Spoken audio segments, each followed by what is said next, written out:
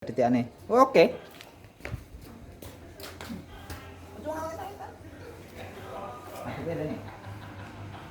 Assalamualaikum warahmatullahi wabarakatuh. Waalaikumsalam warahmatullahi wabarakatuh. Alhamdulillah rabbil alamin. Pada kesempatan kali ini melanjutkan pertemuan-pertemuan berikutnya.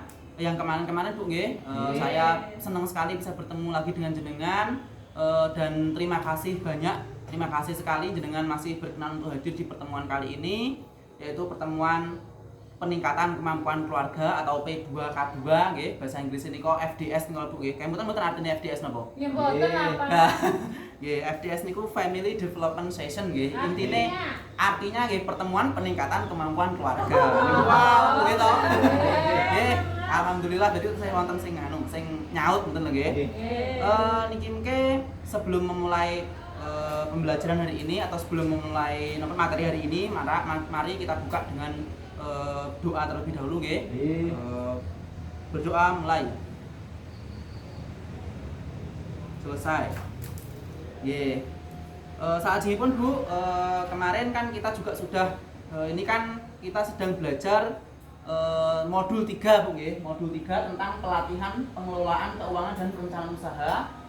Sesinya ini ya, ini sesinya sekarang tentang bagaimana memulai usaha nggih. Terus nanti saya akan mengajak jenengan untuk memikirkan bagaimana cara untuk memulai usaha. Nah, sebelumnya niki saya saya mohon berdiri dulu nggih untuk kita sedikit meregangkan otot sambil ice breathing nggih. Berdiri dulu nggih. Nanti jenengan ikuti saya nggih. Ini tepuk kita tepuk-tepuk saja mudah, tapi ada isinya ya tepuknya nanti. Dengarkan baik-baik ya. Pertama, tepuk memulai usaha. Top. Dicontohkan dulu nggih. Age ae. Bersemangat nggih, terus bersemangat nggih. Siap. Tepuk memulai usaha. Barangnya berkualitas. Harganya bersaing. Tempatnya strategis. Promosinya setiap saat. Terus saya bilang memulai usaha sukses gitu ya. Nanti yang bilang memulai usaha saya, jenengan bilang sukses gitu. Oke, siap. Mari kita mulai langsung saja nggih. Mari kita mulai. Tepuk memulai usaha. Barangnya berkualitas. Harganya bersaing. Tempatnya strategis. Promosinya setiap saat. Memulai usaha sukses. Tangan gol Dinara. Alhamdulillah, terima kasih nggih.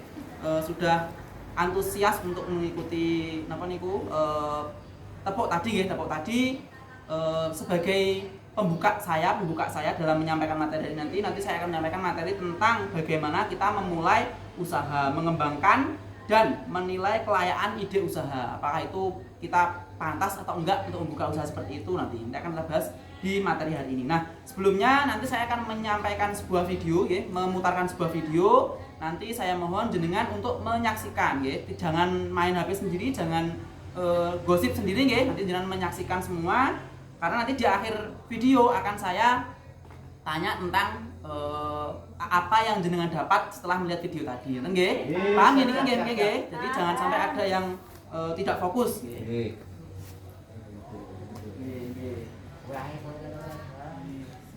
Oke, kita mulai. Karena kita sudah sekolah di Palu, ini punya banyak waktu luang untuk cari uang tambahan. Kebutuhan sekolah anak-anak kan masih banyak. Sebentar lagi, Dewi masuk SMA dan Ika di TK. Padahal bergajian penuh. Mau berjualan susah, Pak. Apa berjualan ikan bisa untung, Bu? Pasti untung, Pak. Banyak kok ibu-ibu yang melakukannya. Ibu akan ambil ikan dari petambak sehari-hari dan menjualnya di pasar dengan harga lebih tinggi. Petambaknya dibayar setelah kita selesai jualan. Jadi, kita tidak perlu banyak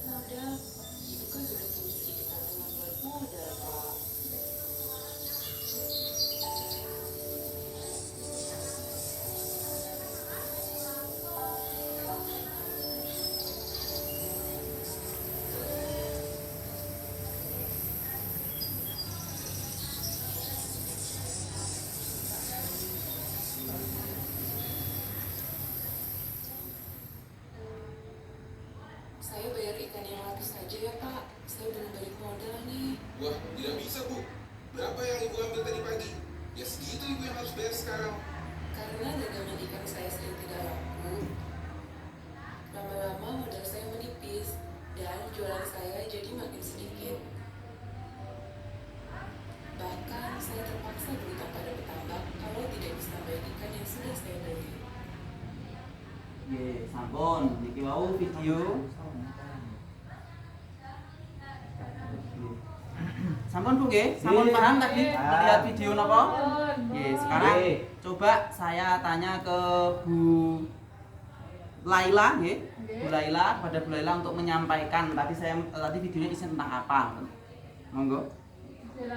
Film Wauki terus itu namanya ya mau Bu Lili. Lili pengen membuka usahanya ikan. Kenapa kok Bu Lili ingin usaha ikan? Karena banyak temen-temennya yang jualan ikan, jadinya pengen terok-terok Pak, Oh, gitu. pengen terok-terok betulan iwak, tapi ternyata iwaknya gak laku, Nggih, terus nggih. gak balik modal, terus akhirnya dia utang Pak. Nggih. Sampun nggih. Nggih. Nggih, karena Bu Laila sudah menjelaskan panjang lebar, maka kita beri tepuk hebat nggih. Nggih. Seperti biasanya nggih. Mari kita beri tepuk hebat untuk Bu Laila. 1 2 3. Hebat hebat. Hebat hebat. Hebat. Oke nggih. Terima kasih Bu Laila nggih sudah menjelaskan sedikit apa yang ditangkap. Jadi memang betul tadi terkait video tadi adalah terkait tentang seorang Ibu Lili yang ingin yang menghadapi atau yang menghadapi masalah dalam rumah tangganya, anaknya mau sekolah lah ke SMP dan lain sebagainya, sehingga dia harus punya ide untuk membuka usaha, nggih. Namun usaha yang dipilih Bu Lili ternyata kurang tepat, nggih. Dia memilih usaha untuk menjual ikan, sementara ikan itu tidak laku sampai tidak terjual habis, sehingga malah menimbulkan masalah-masalah berikutnya, nggih. Nah, yang perlu jenengan tangkap bahwa untuk memulai sebuah usaha itu atau ide usaha itu untuk memulainya tidak boleh tergesa-gesa. Artinya harus dicermati benar. Apakah nanti itu bisa laku? Bagaimana nanti tempat berjualnya di mana? Terus bagaimana promosinya? Nah, itu harus diperhitungkan masa-masanya. Tidak boleh aku pengen ada pentol kemudian jenengan langsung beli macam-macam untuk buat pentol. Ternyata tidak diperhitungkan nanti laris atau tidak. Dan itu yang menjadi yang harus Anda pahami tentang apakah nanti usahanya akan berjalan dengan lancar atau tidak. Jadi tidak boleh terburu-buru dalam membuka suatu atau memulai suatu usaha. Nah, untuk lebih paham, mari kita menuju ke flip chart di atas ya. Ini tentang flip chart tentang memulai usaha. Nah, terus apa yang dilakukan Bu Lili tadi itu akan dijabarkan di flip chart ini, nggih. Nah, ini akan saya sampaikan Bu Lili, dengan cukup menyimak saja, ya, sesuai dengan petunjuknya, sederhana menyimak saja, nggih. Usaha apakah yang akan dilakukan? Nah, ternyata Ibu Lili akan berjualan ikan segar. Nah, tadi seperti video tadi Bu Lili pengen berjualan ikan segar. Nah, kemudian kalau jenengan pengen mungkin Pak Cahyo, jenengan kalau jenengan ingin berjualan apa Pak Cahyo? Wah, jendok mawon, Pak. Jendok, nggih. Ndok godhong apa ndok mentah apa? Ndok mentah. Oh, nggih. Terus nek Bu Ziza nek jualan, nek Bu Lili kan ikan segar. Jenengan apa? Batu Pak. Es batu. Nggih. Pun gak ada kulkas sama dereng? Gak ada. Oh, sampun. Nggih. Nanti bisa dimulai nggih. Nggih. Lah, selain menentukan apa yang perlu dijual, kita juga harus nanti memperhatikan siapakah target pembelinya. Terus jenengan harus memperhitungkan nanti sing membeli itu siapa ya nanti ya. Apakah banyak yang membeli atau tidak. Nah, niku maka di sini Ibu Lili menjual ikannya nanti ini ibu-ibu yang berbelanja di pasar. Target pembelinya adalah ibu-ibu yang berjualan di pasar, nggih. Nah, kemudian kalau jenengan Pak Cantik kan jualan telur tadi nggih, niku digunakan untuk di pembelinya siapa nih targetnya nanti? Kula niku sing pados biasane warung sing mesti nggih. Oh, Mas nggih. soto niku mesti. Nggih. Terus nek sing do bebek niku tenggene niku lho Pak, napa sing boto niku ndok asin. Oh, nggih, ndok asin. Nah, ndok asin niku terus kadang-kadang nggih tahu roti dan sebagainya. Nggih. Wah, nggih penjelasannya Pak Cahyo niki sangat panjang lebar nggih. Nggih. Kita beri satu semangat dengan tepuk hebat nggih. Yo, tepuk hebat untuk Pak Cahyo. 1 2 3. Hebat hebat. Hebat hebat. Hebat. Oke, nah kita lanjutkan lagi nggih. Nah, setelah menentukan target pembelinya, kita juga harus mengamati atau melihat nanti untungnya banyak atau tidak. Nah, bagaimana untung bisa didapatkan nanti? Nah, di sini ketika Ibu Lili ingin menjual ikan, maka Ibu Lili rencananya akan membeli dari petambak di pagi hari, kemudian dijual di pasar dengan harga jual yang lebih tinggi. Rencananya seperti itu. Jadi Bu Lili itu pengennya beli dari tambak yang murah, kemudian nanti jualnya mahal. Jadi dia punya untung yang banyak. Dan saya yakin jenengan juga sudah memperhitungkan itu. Nek pengen bakul telur, harus ada untungnya. Nek gak ada untungnya nggak mau jualan. Kemudian apakah penyebab kegagalan usahanya selama ini? Nah, ini juga harus diperhatikan. Kalau misalnya nanti saya buka usaha ikan, kalau beli ya buka usaha ikan, nanti kira-kira ada nggak tantangan atau musuhnya dalam berjualan, bukan musuh, saingan lah, saingan gitu. Ada nggak yang berjualan ikan juga? Maka di sini Ibu Lili tidak dapat bersaing dengan penjual ikan segar lainnya sehingga ikannya sering tidak laku. Nah, sehingga Bu Lili ini juga harusnya mempertimbangkan kalau di pasar itu juga sudah ada yang berjualan ikan, sehingga dia harusnya tidak memilih ikan karena sudah banyak yang jualan ikan di pasar. Karena kan targetnya Bu Lili kan belanja di pasar, targetnya di pasar penjualannya. Sehingga kalau tidak dipikirkan matang-matang, maka Ibu Lili nanti akan mengalami kerugian. Seperti video tadi menjelaskan kalau Ibu Lili akhirnya tidak bisa mengembalikan modalnya karena tidak habis jualannya. Ngoten nggih? Oke, jadi bisa dipahami ya tadi nggih.